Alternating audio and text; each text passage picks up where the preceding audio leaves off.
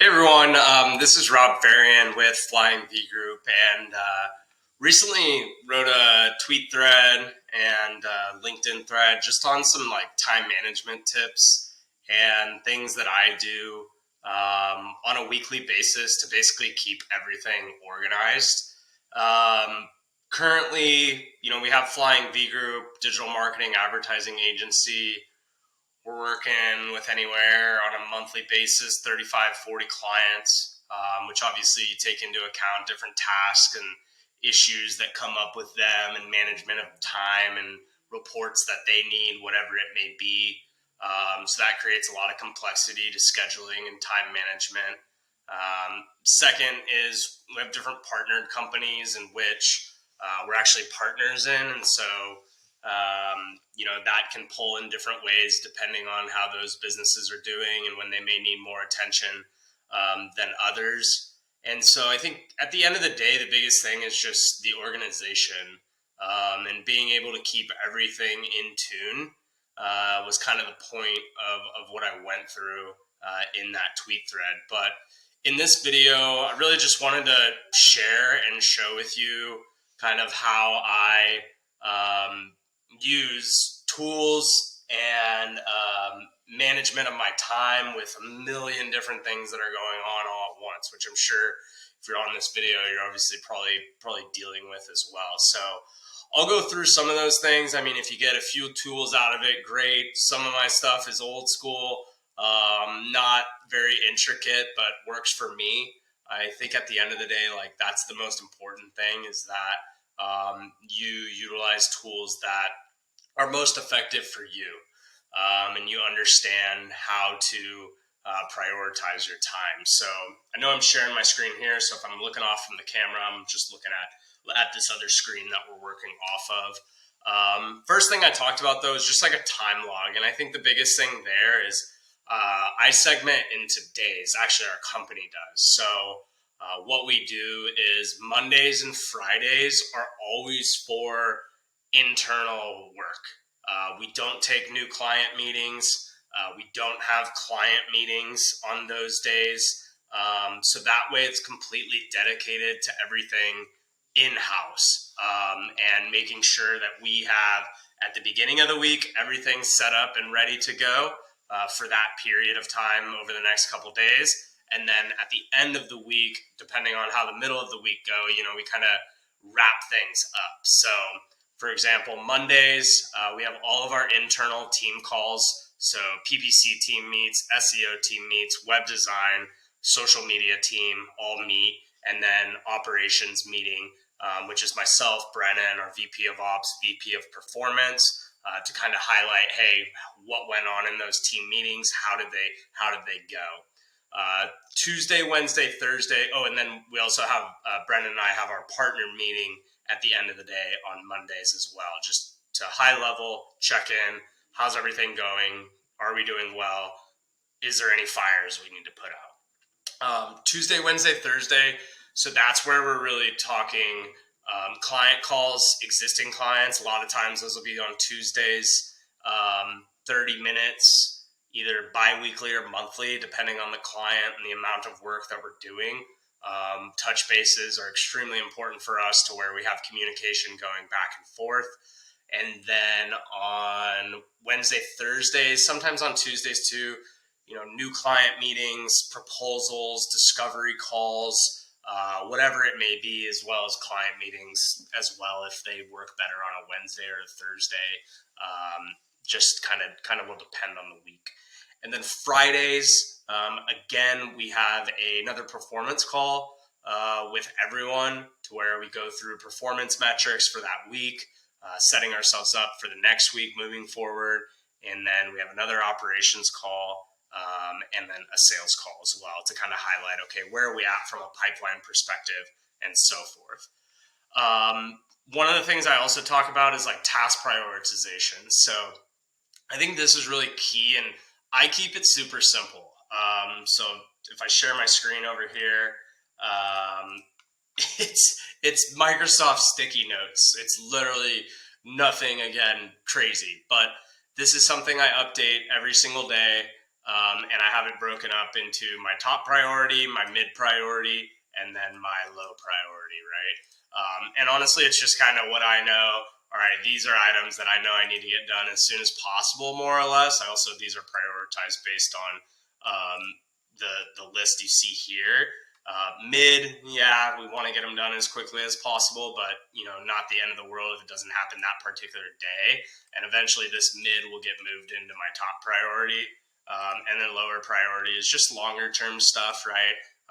That isn't the end all be all, and stuff that I want to get to for sure. And again, I'll eventually move through the pipeline. So kind of like I said, I keep it very simple. It works for me. Brennan, my business partner, he uses Trello. So like he'll actually be on a Trello card, and he'll have his own personal task list and move through kind of Scrum columns.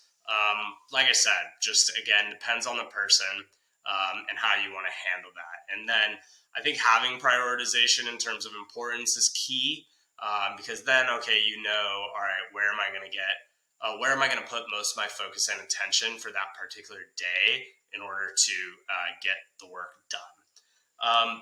Biggest thing for me, and I'll jump into it, is my inbox. So to show you guys what that looks like, I work off of the kind of inbox zero theory, right? So right now I have 3 unread emails, which may have a variety of different reasons why they may or may not have been read. Sometimes I'll leave them unread as reminders, or starting to use starred here in G Suite to where I can start to prioritize certain things in this column that you see here. Still kind of working on that. But really, keeping this as clean as possible. So, and the way I do it too with as many clients as we work with is labels. So like with labels, if I get into the settings of my account, I can get in here and I can take a look at my labels that I have set up, which ones I'm seeing on the left. And the big piece is for us under this digital marketing. I kind of categorized it. And then we've got individual client accounts. So as you scroll through here on the left, you're going to see my client accounts and the ways in which, okay, when emails come in, I'm moving them out into the client account based on whether the action that's necessary on the email is done. So the biggest thing is, all right, I know that this stuff right now, 21 emails in my inbox, is what's necessary there's some sort of action on these, right? So, I mean, like if I was going through this right now during that blocked off period of time for emails, okay, this is a new lead that was generated for our client Vasco assets. All right, great. I know this one I can immediately move into my Vasco folder, and then I'll always have it there as well if I ever need to recall anything. We're starting new client. Peter and I are talking about what keyword research looks like for e360.com. I need to get back to him and let him know, okay, what keywords we're going to be targeting. And then, yeah, you're just going to have a variety of different components that are in here that have, again, any sort of particular need, or might be a bill, different things along those lines. So all that is what you see in here in the inbox. And again, keeping these labels and these folders clean is extremely helpful for me. And just, as stuff comes in, delete. I have some stuff that will be automated, right, when it comes in and whatnot.